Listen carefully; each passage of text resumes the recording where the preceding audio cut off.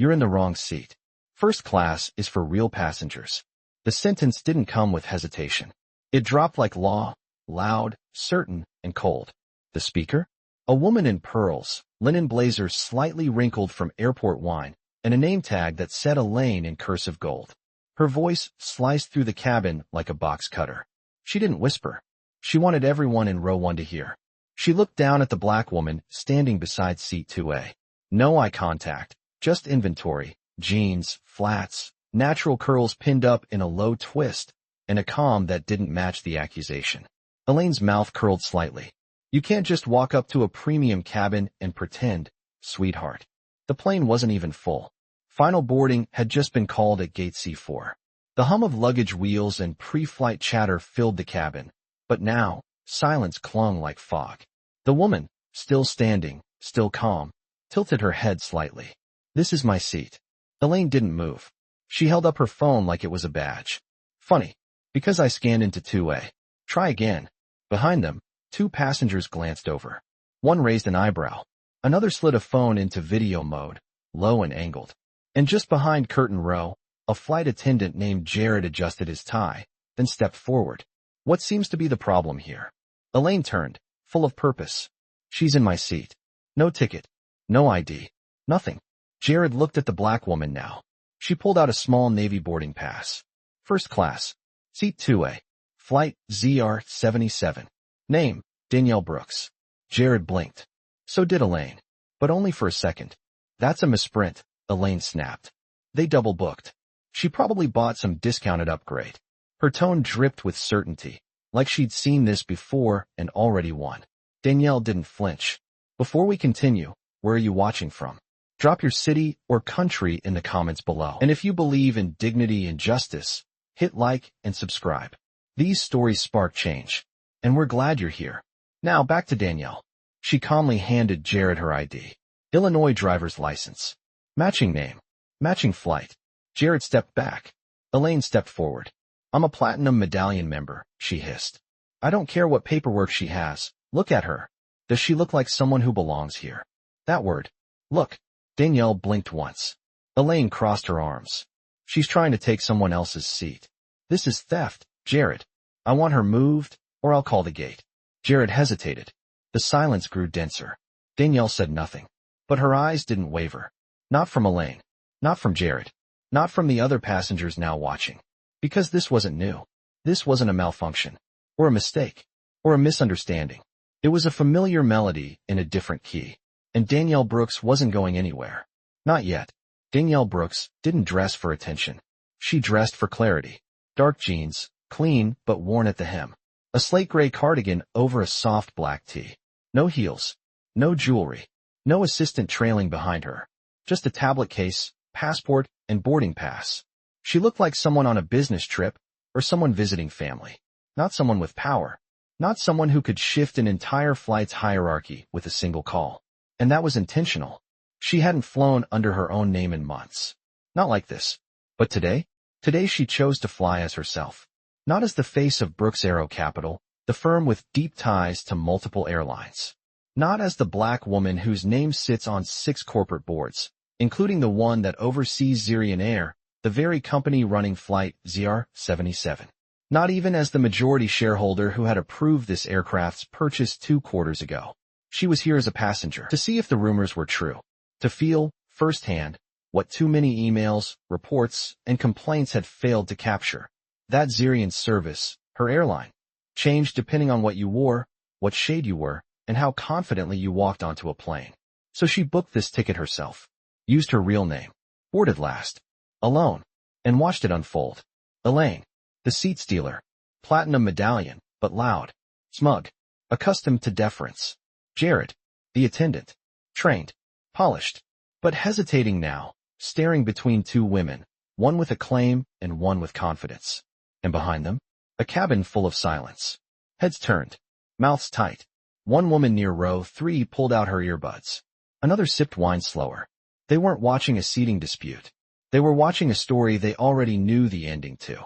At least, they thought they did. Danielle shifted her weight, calm but steady. She wasn't the storm. She was the proof that it had arrived. The second voice came smoother. Corporate trained. smiling but firm. I'm going to need you to move, Jared said, looking directly at Danielle now. Danielle didn't move. She didn't even blink. Instead, she repeated herself, calmly, this is my seat. I scanned it. My pass is valid. My ID matches. You can verify it. Jared shifted slightly, the way people do when they know a decision has weight. He turned toward Elaine, who was now sinking confidently into seat 2A like it was her birthright. Elaine fluffed her scarf and smirked. It's fine. I'll stay here. She can take the next available one in coach. She said coach the way some people say infestation. Danielle stayed standing. Not rude. Not loud. Just present. Behind Jared, a second flight attendant appeared. Younger. Nervous. Her name tag read Alyssa. Early 20s. Probably new. Alyssa whispered, I think she's right. I saw her scan in green. Jared's jaw tightened. Not now. But it was too late. Danielle heard it. So did 2 passengers in row 3. A man in business casual nudged his wife. She scanned green. The wife nodded. So why's she being asked to move? Elaine turned around, faux friendly, because anyone can scan a fake boarding pass these days. You'd be shocked what people try. Jared cleared his throat. Ma'am, we're trying to resolve this quickly. Danielle spoke, not to Jared, but to Alyssa. You saw me scan? Alyssa hesitated, then nodded. Quiet but visible. Yes. Elaine rolled her eyes. Of course she did. Sweetheart, you're new. You'll learn. These things happen all the time. Alyssa's jaw set, but she said nothing. Then came the escalation. Captain Branson, tall, white, mid-50s, walked down the aisle from the cockpit with an expression that said, I fix problems with authority. What's going on? He asked, scanning the faces. Jared stepped forward. Seat dispute, sir. Possible misprint. Captain Branson looked at Danielle, then at Elaine, who immediately held up her loyalty tag. Platinum Elite, she said brightly. Long-time flyer. Never had an issue, until now. He turned to Danielle. And you are? Danielle replied simply. A paid passenger. With a valid boarding pass for seat 2A. Branson didn't ask to see it. Instead, he said, we're on a tight schedule. Miss, if there's any confusion, we can reseat you and sort this out after takeoff. He motioned toward the back. That's when someone in row 4 muttered. That's not sorting it. That's ignoring it. A woman in row 3 said louder. Why should she move if her pass is real? Elaine sighed dramatically. Are we really doing this? Over what feelings? Danielle didn't respond. But the heat in the cabin rose. Jared leaned toward the cockpit. Captain, we can de-escalate by reseating. Danielle's voice cut in. No, you're not reseating me. I'm in the right seat. Someone else isn't. Captain Branson's smile faded. He stepped closer, lowering his voice like he was granting grace. Ma'am, this isn't a courtroom. We have protocols. And we need cooperation. Danielle's voice stayed level. So follow the protocol. Check the manifest. Check the scanner log. Or ask her to prove her seat. Elaine let out a laugh. Short. Sharp. Oh, this is cute. Are you going to call your lawyer next? Danielle replied, calm and cutting. No, but I might call my board. The sentence hung in the air. Not shouted. Not even emphasized.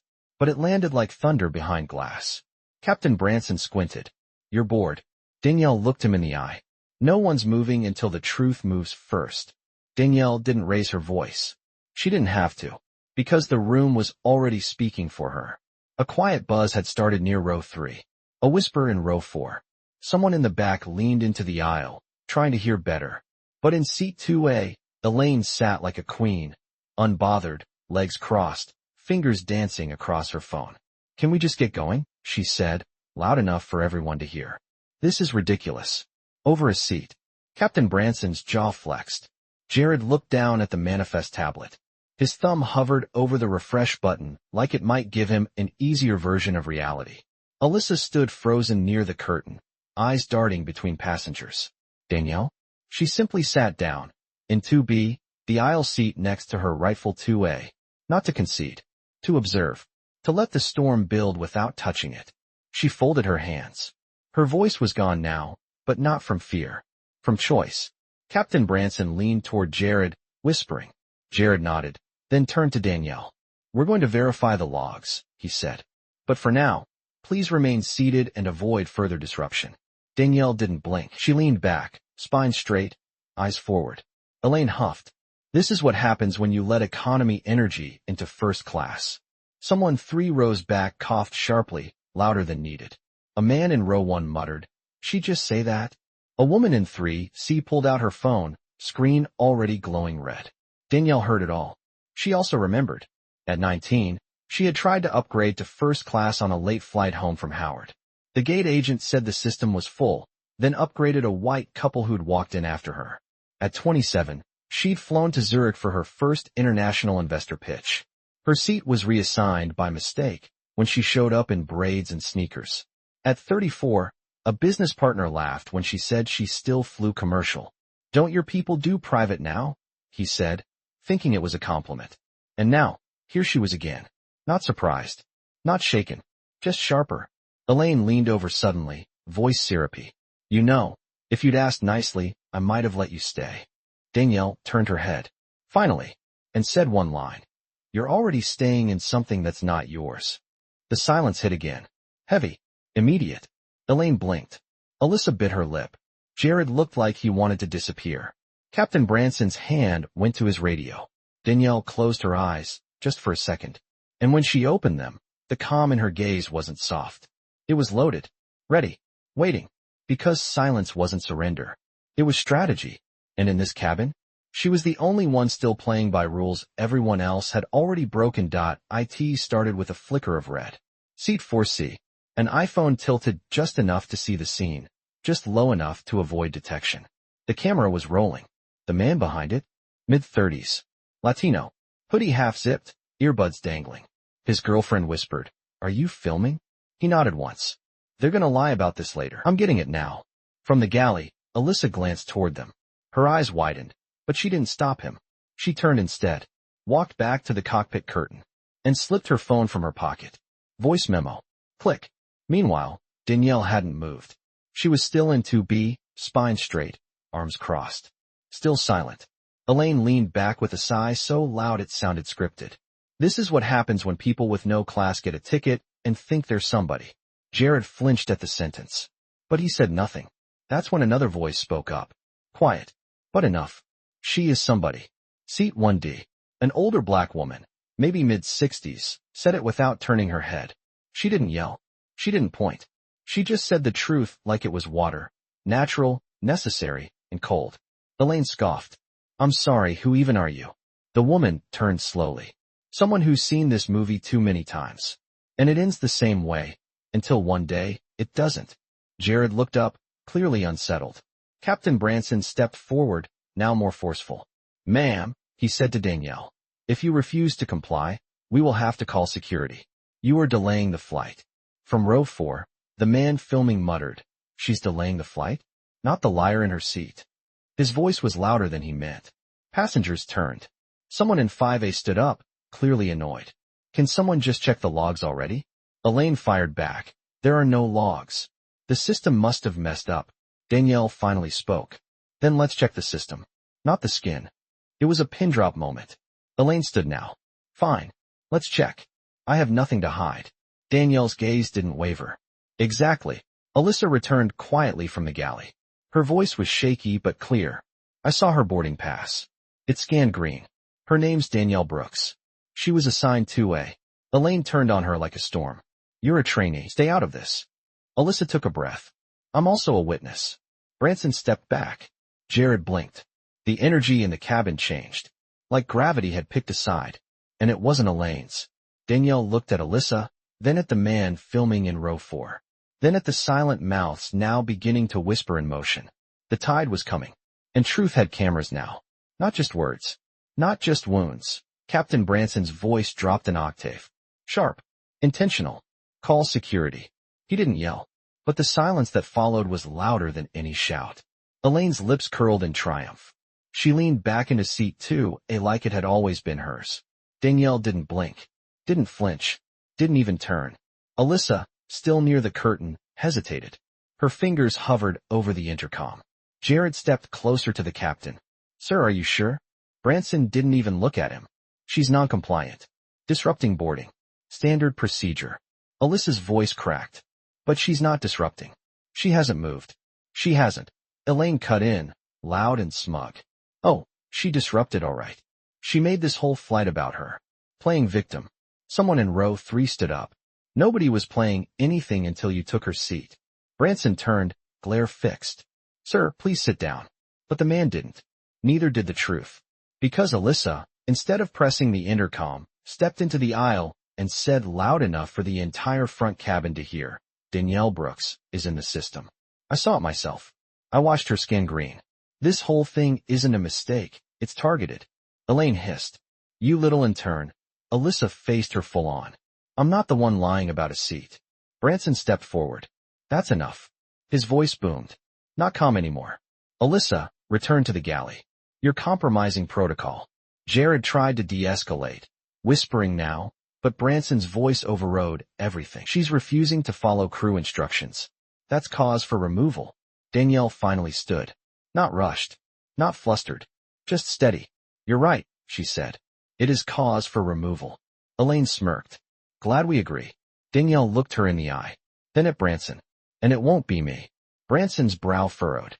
She turned to Jared. Open the flight manifest. Pull up the 2A assignment. Jared hesitated. We're not allowed to. Danielle's voice cut through. I give you permission. Check it. Right now. Elaine waved her hand. This is ridiculous. She probably hacked it. Alyssa almost laughed. You think she hacked an airline manifest from a tablet? From row 4, the man filming raised his voice. Let's see it then. If she's lying, prove it. Branson turned. Phones off. All of them. Recording is prohibited. Too late. Half the cabin now had their cameras up. Danielle didn't stop them. She pulled out her tablet slowly. Typed in a short string. Flipped it toward Jared. The screen displayed an internal dashboard. Staff only. Names, seat assignments, scan times. At the top, seat 2A, Danielle Brooks status. Verified. Checked in. Timestamped. Jared read it. So did Alyssa. So did Branson. Elaine tried to snatch the tablet. Danielle pulled it back. You've made a mistake. When you can't walk back with volume. Branson exhaled hard through his nose. Elaine stammered. Well, maybe it updated wrong. Danielle looked at her. No, it updated right. You just assumed wrong. Behind them, someone clapped once. Another followed. Then came murmurs. Phones lit up. Footage spread. And in the middle of it all, Danielle stood. Calm. Silent. But everything around her, it was just beginning to break. Captain Branson didn't hesitate this time. Take her off the plane. 3 words. Delivered like command codes. Cold. Surgical. Jared froze. Alyssa gasped. Danielle didn't move. Elaine's grin widened like it was her birthday. Finally, she whispered, adjusting her belt like she was preparing for takeoff. Branson reached for the intercom. Security to gate C4, aircraft cabin, first class section. Passenger removal required. That's when it happened. He reached for Danielle's tablet. Not to hand it off. Not to return it. But to grab it, like it didn't belong to her. Like she didn't belong. Danielle pulled it back instinctively. And in one motion, Branson's hand struck hers. Not a punch. But not an accident either. The tablet slipped. Hit the floor. Skidded across the aisle and cracked against the base of seat 3A. A stunned breath swept through the cabin. Alyssa stepped back in shock. Jared's mouth opened. Closed. Then stayed open. Elaine blinked. Even she hadn't expected that. Danielle looked down at her hand. Then at the broken screen. Then up, straight into Branson's eyes. Her voice came low. Measured. Deadly. You just assaulted a shareholder. Branson stepped back. Elaine scoffed. Shareholder of what? Danielle straightened. Syrian air. A pause. Just half a beat. Then she continued. I'm Danielle Brooks. Majority equity holder. And as of this moment, this plane isn't going anywhere. Gasps followed. Phones came up again. This time higher. Braver. Branson froze. His lips moved. No sound. Danielle turned to Alyssa. Do you have the internal crew app? Alyssa nodded. Pull up the operations override dashboard. Look under red directive. Elaine looked between them, eyes narrowing. That's not real. Alyssa tapped. Her hands trembled. Then her breath caught. Ma'am, it's real. You have access. Full. Danielle nodded. Input code 7-4 Delta. Confirm with call sign Brooks. Alyssa did it. Silence. Then a soft chime. Flight ZR-77, status, temporarily grounded. Pending executive review. The cabin erupted, not in chaos, but in realization. Branson's voice cracked. You can't. You don't have authority. Danielle didn't even look at him. I have ownership. Branson turned red, then pale. Elaine stood up. Wait, what is happening? Danielle turned to her now. Fully. You call me a fraud. You mock my voice. You question my presence. You sat in something that never belonged to you, and now you're surprised you're being removed. Elaine's voice shook. You tricked us. No, Danielle replied. I tested you, and you failed. Behind them, Jared stepped back. He wasn't crew anymore. He was witness. Danielle turned toward the aisle, calm as ever. I'll stay seated until legal arrives. And until then, this plane isn't moving. Because justice isn't loud, but it's permanent. And with that, the doors to gate C4 reopened. Security walked in, but they weren't there for Danielle anymore. Danielle didn't stand. She didn't need to. She sat in seat 2B, shoulders back, eyes steady, like the center of a storm she had no intention of outrunning. Across from her, Captain Branson stepped back as two airport security officers approached. One glanced at him, the other at Elaine. Neither touched Danielle. They had seen the tablet, the override screen. They had heard the name, and they knew better. Branson's voice stuttered. She grounded the plane. That's abuse of power. Danielle turned her head slowly. No, that's use of power. The abuse happened when you laid hands on a passenger with verified documents and never once questioned the woman in my seat. She picked up her phone, tapped twice, and said just 3 words. Rachel, begin. On the other end, a voice as sharp as glass cut through. Confirmed, Ms. Brooks. We are live. Incident timestamped. Legal looped. PR monitoring all public footage. Internal ethics team has access to security cams at gate C4 and cabin front. Elaine flinched at the sound. Rachel continued. Crew manifests retrieved. Passenger data matched. We have facial ID confirmation of all parties involved. Would you like to initiate formal review? Danielle nodded. Calm. Ruthless. Yes. Include footage of boarding. Begin with the moment she sat in my seat and claimed it as hers. Rachel replied. Copy. Cross-referencing seat logs and priority upgrades. Elaine Raymond, platinum status, flagged for behavioral audit. Previous warning in 2023 for inappropriate language to cabin staff. Confirmed. Elaine gasped. You're digging into my record? Danielle didn't turn. You dug your own. I'm just reading the dirt. Rachel continued, voice unwavering. Captain Branson's record shows 3 prior complaints, 2 unresolved, 1 sealed with arbitration. Branson's face drained. Ms. Brooks, you put your hand on me. Her tone was colder than law. You escalated a seating mix-up into a security incident because of optics. You ignored verification. You refused to listen to your own staff. That's not leadership. That's negligence. Alyssa stepped forward, her voice still trembling but stronger now. I logged everything, she said. I backed her from the beginning. Danielle met her gaze. You did the right thing. The company will see that. Rachel's voice returned. We're ready to submit full internal report to board. Would you like to add a public-facing statement? Danielle paused, then nodded once. Rachel didn't miss a beat. Writing. And Ms. Brooks, the CEO of Zirian Holdings, just sent 3 words via secure line. Danielle raised an eyebrow. Rachel read them. Do what's necessary. Danielle smiled. Not wide. Not victorious. Just settled. Because the wheel had turned. The silence had ended. And now, justice had a system behind it. Danielle stood. For the first time since boarding, she rose. Not with anger, not for attention, but with precision. The kind that says, I've waited long enough. Security stepped back instinctively. Alyssa stilled. Jared lowered his eyes. The cameras were already up. Passenger after passenger, holding their phones without shame now. Some to record, others just to witness. Elaine sat frozen in 2A, her face stiff with something between confusion and fear. Captain Branson looked like he'd aged 10 years in 5 minutes. Danielle spoke. My name is Danielle Brooks. The room didn't react yet, because it didn't know what to do with calm.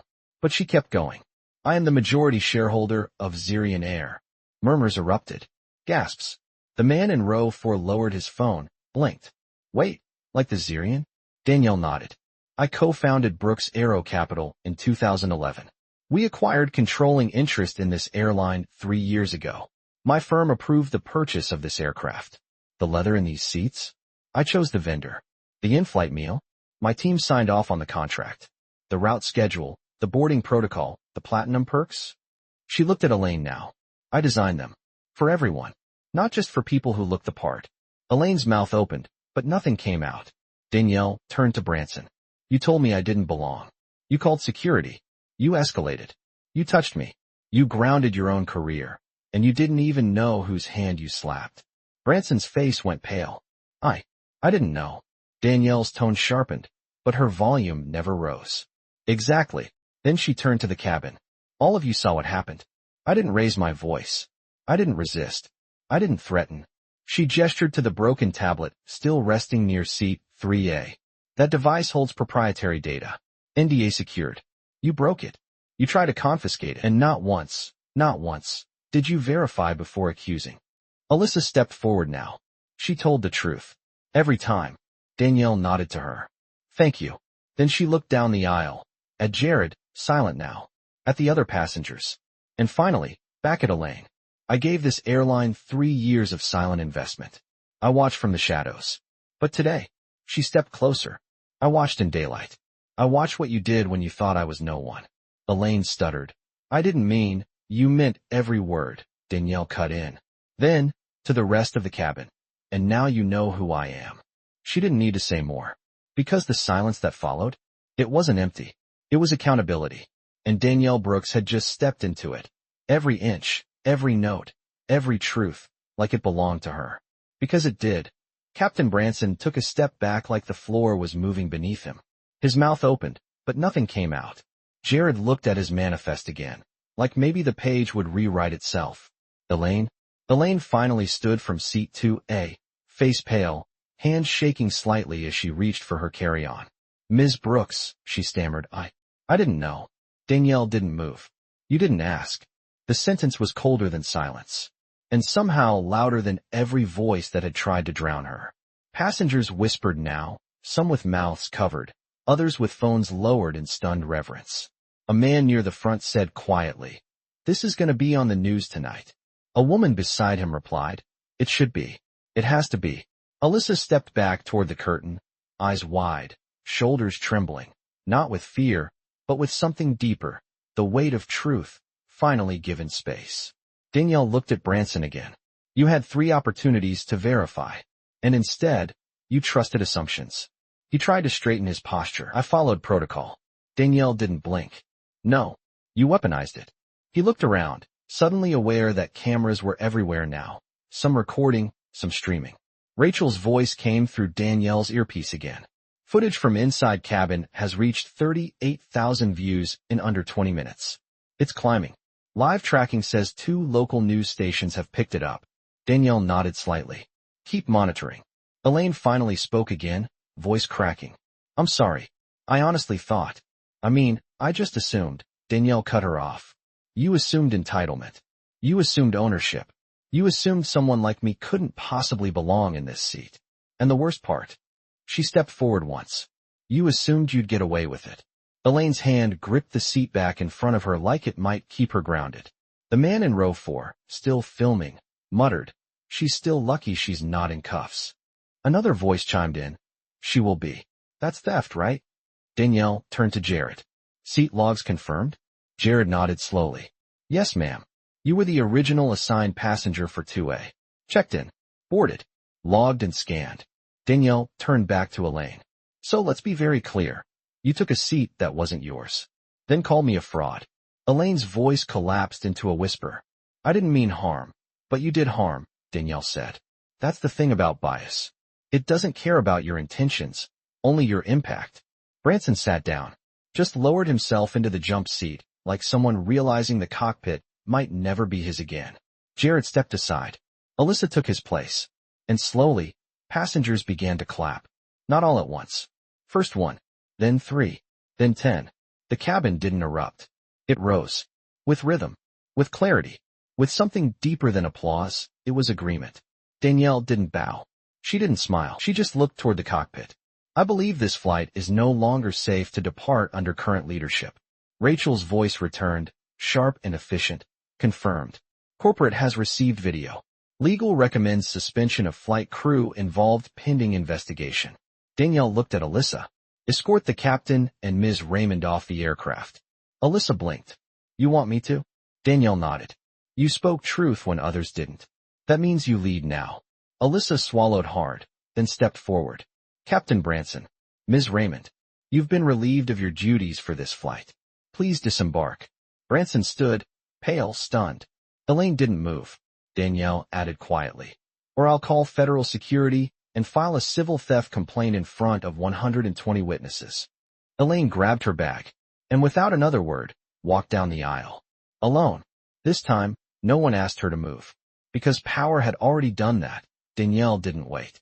She sat back down in seat 2A, her seat, the one no one had truly taken, crossed her legs, and opened her phone. Rachel was still live in her ear. Corporate just confirmed. Full executive authority granted for immediate administrative action.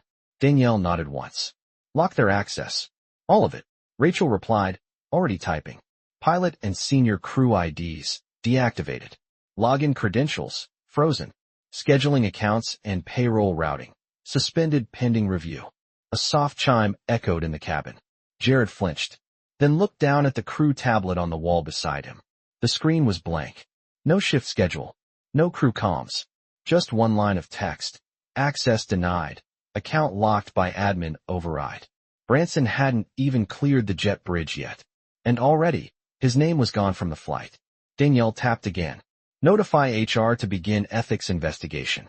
Include Alyssa's testimonial, whole gate cam footage, and the intercom log from the moment I boarded. Rachel confirmed. Done. Internal Affairs has opened 3 incident files. Senior flight staff from Gate C4 to be reviewed. ETA on findings, 36 hours. Would you like to add a board directive? Danielle looked ahead, her voice low. Yes. Effective immediately. Mandatory training and anti-bias protocol for all Xerian Air crew, regardless of tenure or status. This isn't optional anymore. Rachel's voice didn't flinch. Added. Press team, drafting internal memo now. Around her, the cabin was hushed. But this time, not from fear. From awe. From clarity. Passengers watched not a meltdown, but a real-time reckoning. A young man in 5B whispered to his wife. This feels historic. She nodded, eyes wet.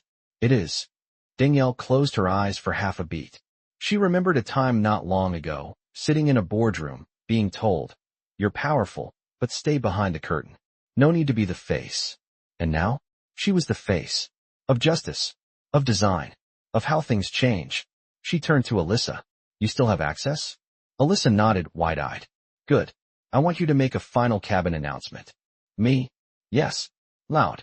Clear. For everyone on this plane, and every soul behind a screen. Alyssa stepped toward the front, voice nervous, but rising. Ladies and gentlemen, the cabin leaned in. This flight has been temporarily grounded due to a verified incident of misconduct involving senior flight staff. Xerian Air has begun formal internal investigation. The passenger involved in the original dispute is not under review. She is, in fact, one of our principal owners. Gasps. Applause. Alyssa steadied herself. We thank you for your patience, your integrity, and for bearing witness to a truth that too often gets buried. She paused, then added, we see you, and we serve you, all of you. Danielle met her gaze, gave one nod, then reached down and finally retrieved her cracked tablet.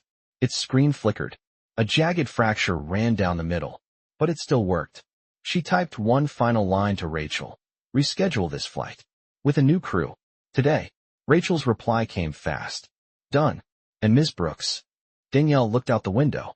The runway shimmered in midday heat. Yes. You're trending worldwide.